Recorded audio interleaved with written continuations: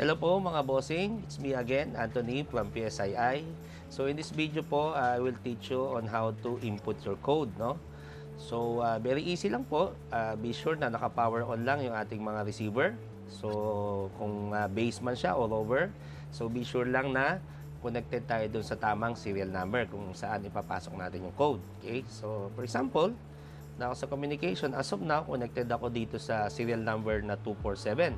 So, yung code po para sa receiver na yan, yan po dapat yung ating ipapasok. Okay?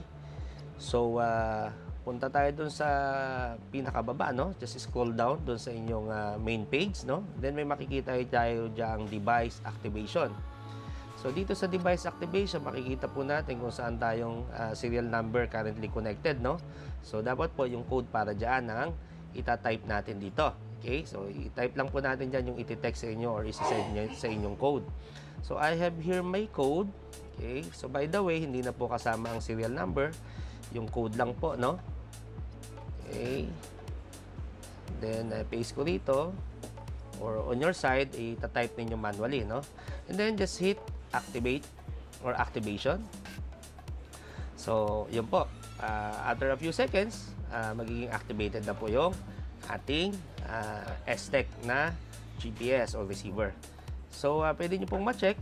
Balik ulit tayo sa device activation. So, sa registration date, ayan na po yung lalabas natin. So, ang expiration po niya is October 25, 2023.